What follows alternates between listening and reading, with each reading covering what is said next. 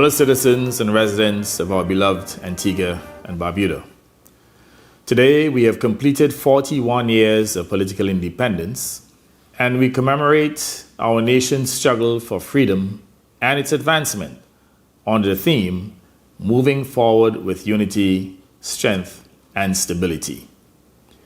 Whereas we are in an election cycle which is characterized by partisan sentiments, we must all remain respectful of our nation's independence by dignifying the struggles of our ancestors and giving thanks to the Most High for our 41 years of achievements. For more than 4 decades, we have successfully advanced and improved the welfare of our people, creating a much higher standard of living than we inherited. We have created better quality and higher paying jobs, constructed roads where they did not exist, and we have built highways that were previously beyond imagination. We have built more homes and given more people ownership in 41 years than existed in the previous 3 centuries, and have educated more Antiguans and Barbudans to secondary and university levels in 4 decades than in 300 years of previous generations. These were extraordinary accomplishments in an extraordinarily short space of time. There is much of which, as a nation, we have cause to be proud. The evidence of our progress is there for all to see. 2 modern seaports and the most modern international airport in the Caribbean. Celeste Bird Medical Center, which provides the best facilities for a range of ailments that our country has ever enjoyed. More and better schools for all children, guaranteeing everyone the right to education and learning. In a country perennially plagued by drought, over 7 million gallons of potable water is being produced daily using reverse osmosis technologies and delivered to most parts of the country in a continuing and progressive program. Electricity now reaches all sections of our nation, whereas 41 years ago, electricity was a scarce commodity. Street lighting sparse, and electricity in homes was a luxury for the better off. More housing and more homeownership for all income groups than any other time in our nation's history. Instant interconnectivity to the world via high-speed internet for information, education, learning, entertainment, and social contact. We enjoy one of the highest wage levels in the Caribbean. Our people's savings in the banks and credit unions are among the highest per capita in the Caribbean. Barbuda now enjoys the highest level of investment in its history, with full employment, considerably improved infrastructure in education, health and port facilities, better and more resilient housing, more reliable public utilities, including a renewable energy plant, and reliable telecommunications.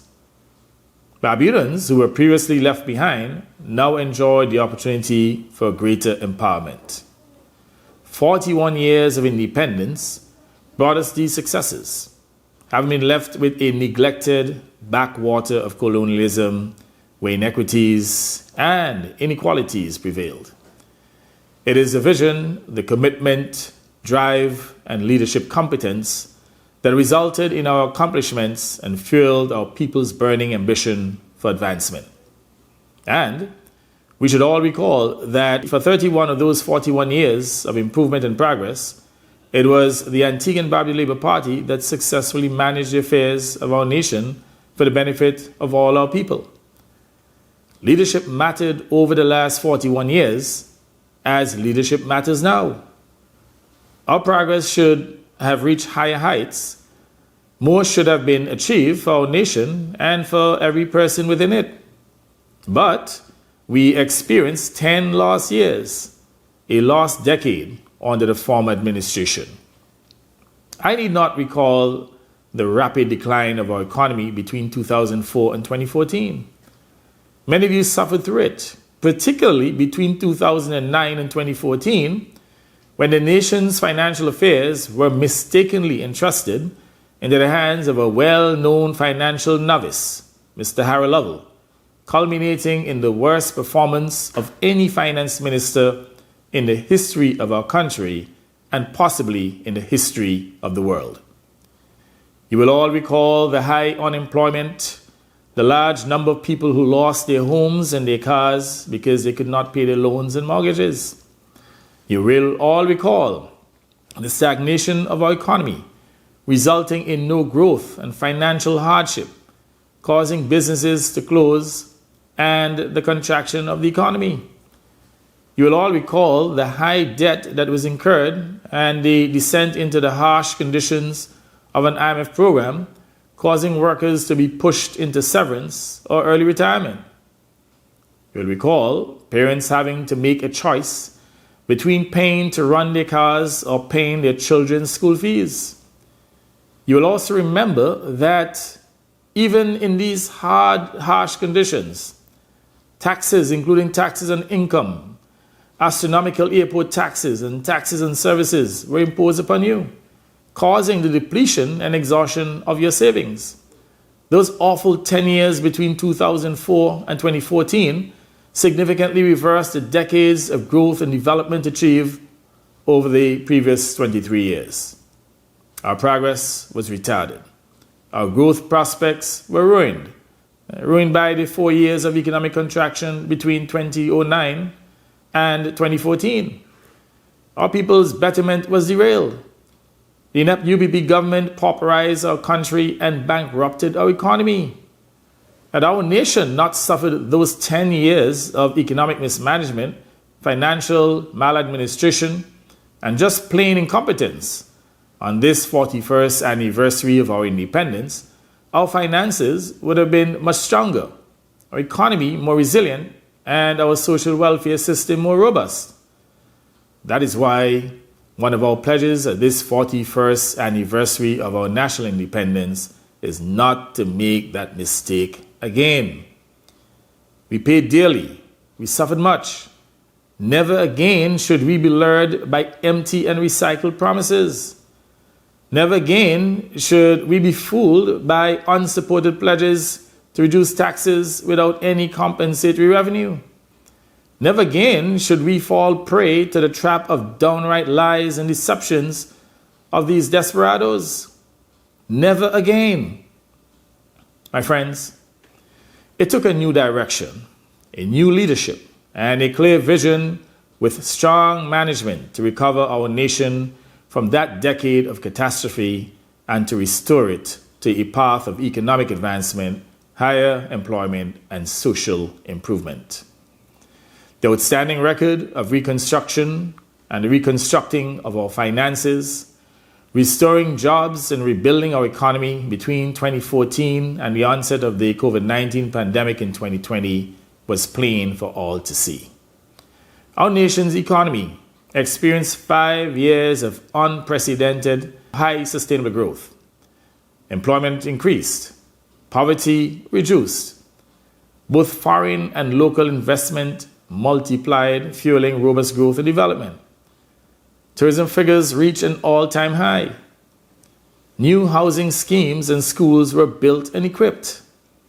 A record number of scholarships were awarded to hundreds of nationals to secure university education.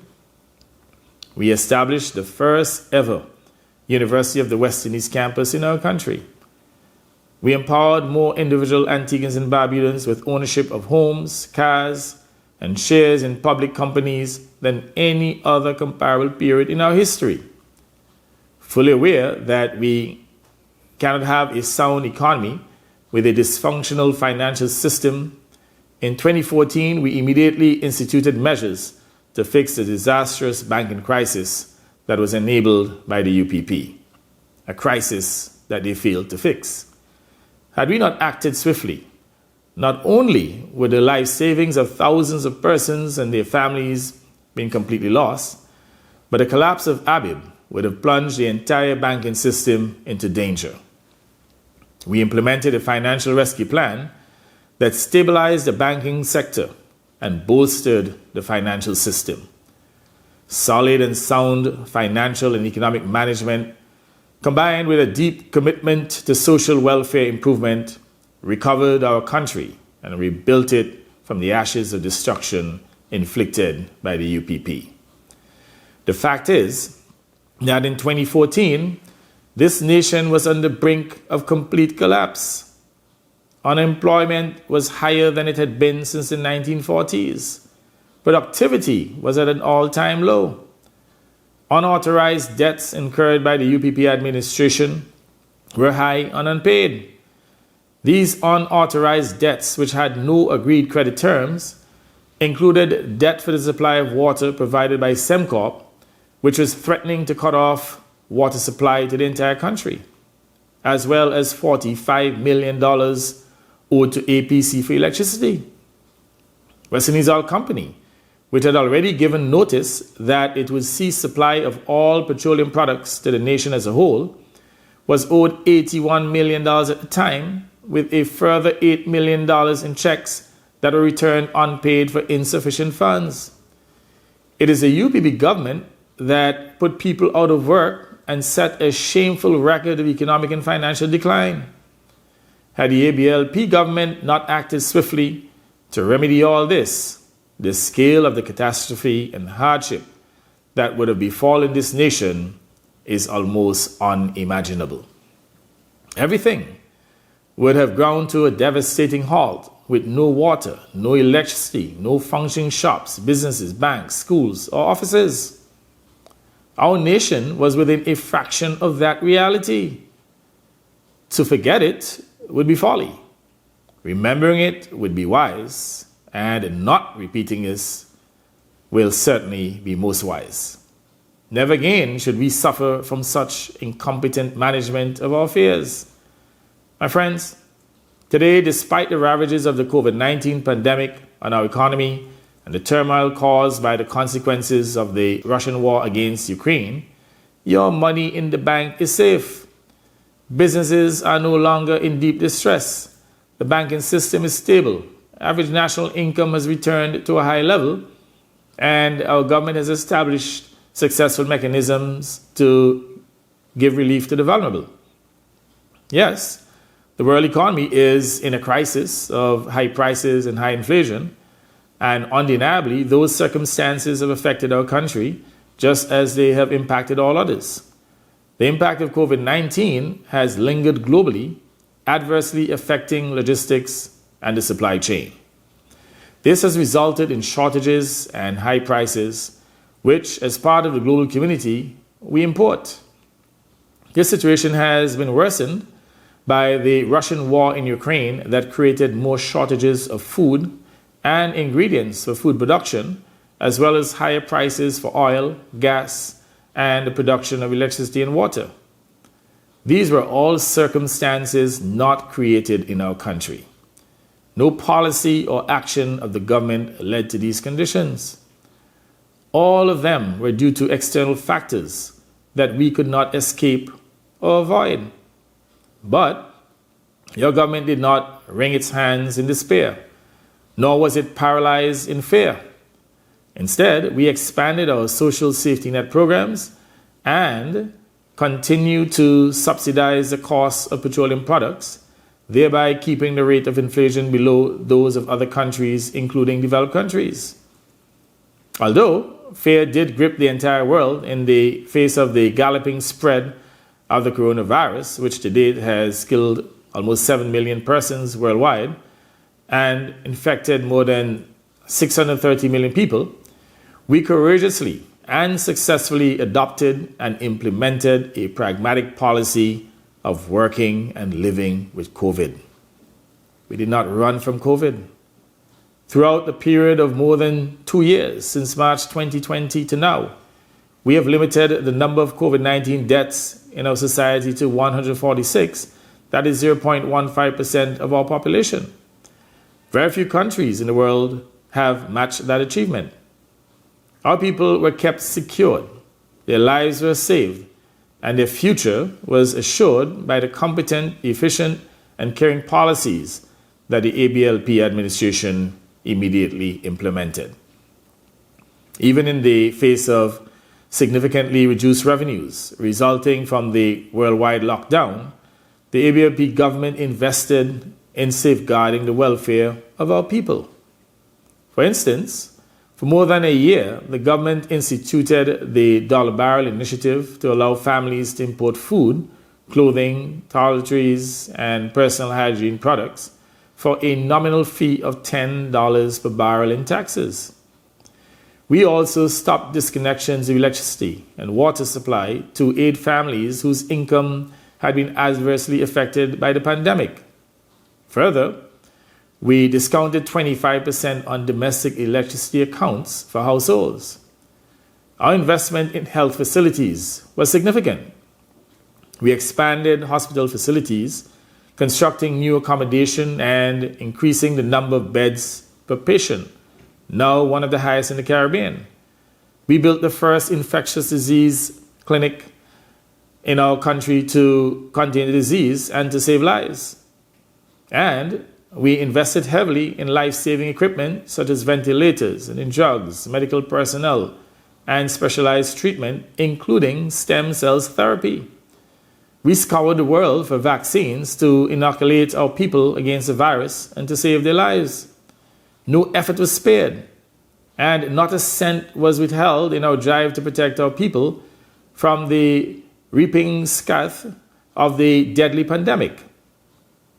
Our nation emerged stronger and better able to open up our economy before any other Caribbean country. We led the way in reopening of Caribbean economies. We were able to revive tourism and tourism facilities, returning people to work, facilitating their earnings, thereby promoting economic growth. None of this happened by accident. It required planning, foresight, strategic allocation of scarce resources, and careful oversight in implementation. Safeguarding our people's lives from the most frightening disease the modern world has confronted, together with managing economic and survival and growth, are the most awesome combination of tests any government has ever faced. The proof of the ABLP government's successful stewardship in the interest of every person and the entire nation has been lived by all in our country. It was not a task for the incompetent, the incapable, or the inadequate. Similarly, neither is the task of navigating our ship of state through the current turbulent global economic sea is for the weak-hearted. The prevailing global challenges demand competent, strong, and stable leadership to ensure the continued advancement of our country and its transformation into an economic powerhouse. It is evident that on this, the 41st anniversary of our nation's independence, the UPP has no plan to safeguard and strengthen our growth and development. What they offer is a tissue of promises without the means to fulfill them. Pledges for big spending without showing how the money is to be earned, and the usual character assassination of their political opponents. Their threats to privatize to their cronies the people's assets in productive enterprises such as REOC, APUA, State Insurance, Caribbean Union Bank, and other state-owned entities by collapsing the National Assets Management Company Limited, NAMCO, which holds the shares in these entities, should be of serious concern to the workers of these entities. This is a frightful situation. And what they do not say is, just as they did during their disastrous period in government, they will increase taxes, impose income taxes, and hustle to the IMF to again indebt the country and to tie it to commitments to dismiss civil servants, to reduce wages, and certainly to cut social welfare services. After engaging previously in a failed IMF program, they are now champions of a new IMF program. We therefore do not have to speculate on the focus of their development plan. We know it from experience. Prior to 2004, they swore not to introduce any taxes, yet they introduced income tax that the ABLP had to abolish. They imposed ABSC on services, even though they pledged not to do so. They raised property taxes. They raised airport taxes to astronomical levels. They dismissed public servants by forcing them into severance. Who can trust such charlatans? Today, their declared policies threaten the ultimate disaster, a catastrophic economic hurricane that would ruin the livelihood of thousands of families. Our forefathers and we of this generation did not work so hard to maintain our nation's independence to see it mortgaged and destroyed by the UPP yet again. What our country requires now is sound financial knowledge, successful management, experience, and the capacity to achieve increased income and economic growth with more investment in education, health, and social welfare services. That is how we will maintain and strengthen our independence. It is how we will command a place of respect and regard in the global community. And that is what this ABLP government has delivered and will elevate to the next level of accomplishment. We shall do it by ensuring that men and women who invest in their savings in their business or in a public company can earn a reasonable return, such as they do now with WEOP and with their own enterprises. We shall ensure the production of wealth by spreading a share in its growth among those who have helped to create it. Distinguished citizens and residents, I lay out now some of the further means that the Antigua and Barbuda Labour Party administration has already started to alleviate the cost of living and further empower our people. By the end of this year, we will increase the salaries and wages of public servants, pending the results of the current negotiations. This undertaking reflects the seriousness and commitment of the ABLP administration to alleviate the present impact of global circumstances on the well-being of our people. Effective November 2nd, we will waive payments on electricity and water bills that were due up to December 31st, 2021. We will also provide reduced internet costs for less fortunate students. The Dollar Barrel program will resume on November 2nd, 2022. Understanding that our migrant community, especially from our sister Caribbean countries, who are working and contributing to our nation's development, are also facing hardship from the impact of global conditions, we will reduce all immigration extension fees to $150 effective November 1st, 2022. We will waive all outstanding property taxes on residential properties due and payable up to December 31st, 2021. Additionally, we will grant a 10% discount to all those who pay their property taxes for the 2022-2023 season early. And to continue the empowerment of our people, especially our young people who want to start up businesses of various kinds, we are adding a venture capital component to our existing entrepreneurial development program, the EDP. The sum of $1 million has been placed in this new mechanism. Its purpose is to provide capital as a government stake in viable business projects submitted by individuals. The injection of this capital will give the business the chance to start up, and if it already exists, to expand and certainly to take off successfully. If it turns out to be profitable, the individuals can buy back the government stake. We are launching this new initiative because we recognize that traditional lenders and investors are generally risk-averse. Hence, potentially profitable new enterprises may go underfunded. We want to give our people, particularly our young people, the chance to prove their entrepreneurship and gain the success they want. In other words, my friends, on this 41st anniversary of our independence, the ABLP administration is implementing additional measures to safeguard and advance the interests of our people in the firm belief that together we can meet any crisis and prevail. This is the resilience of the Antiguan and Barbudan people, which is second to none. The compact that we as a governing party made with the people of our nation is that we will honor and respect the confidence that you placed in us to manage your affairs successfully. We are doing so, as the evidence shows. More remains to be done. Water supply has come a long way, and full satisfaction is within sight. The last reverse osmosis plant, whose components have begun to arrive, will be installed in the first quarter of 2023 and will provide a further 3 million gallons of water daily. The piping, repiping, and water conservation program will also be done concurrently, thereby ensuring water sustainability. Electricity delivery has also significantly improved, and we know that there is still more to be accomplished. To this end, a 40 megawatts LNG electricity plant is being installed at Crabs and will be operational by the third quarter of 2023. We are fixing our country's problems steadily and progressively.